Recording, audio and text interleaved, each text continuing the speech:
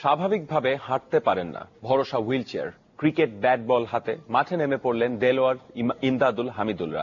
প্রথম wheel chair চ্যাম্পিয়নশিপের নায়ক তারা। তাদের হার না মানার গল্প দেখব গাজীটার অফ ট্র্যাকে। নড়াইল মানে সাহসিকতার গল্প, নড়াইল মানে হার না মানার উদাহরণ।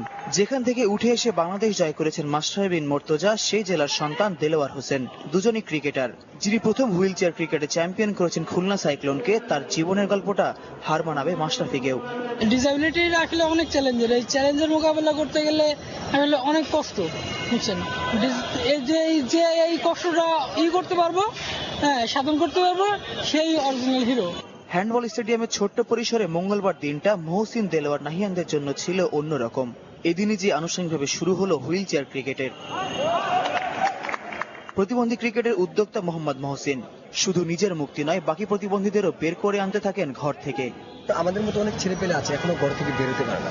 তারা মানুষের চক্ষু লজ্জায় বলেন, আমাদের সমাজ ব্যবস্থা আসলে আমাদের খুবই ফ্রেন্ডলি না আর কি, একটু ন্যারোর চোখে মানুষ দেখে আমাদের। আস্তে আস্তে পরিবর্তন হচ্ছে, যে পরিবর্তন হচ্ছে তা না, আমাদের আর কিছু সময় লাগবে। ঢাকার ছেলে নাহিয়ান খেলছেন রাজশাহীর হয়ে। জীবন যখন পরিপূর্ণ হতে চলেছিল, তখনই বাধা হয়ে আসে ভাইরাসের আক্রমণ। এমন কঠিন দিনে অন্য কারো দিকে তাকিয়ে না থেকে নিজের প্রেরণা নিজেই তিনি। তাই তো ক্রিকেট খেলছেন, পড়ছেন বেসরকারি বিশ্ববিদ্যালয়ের কম্পিউটার প্রকৌশল বিভাগে।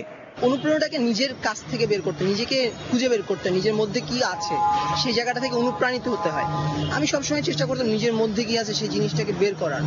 এই তরুণদের স্বপ্ন আগামী বছর হুইল চেয়ার এশিয়া কাপ ক্রিকেটে অংশ নেয়া।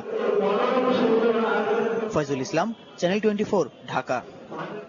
এই ছিল এখনকার মতো। ধন্যবাদ সাথে থাকার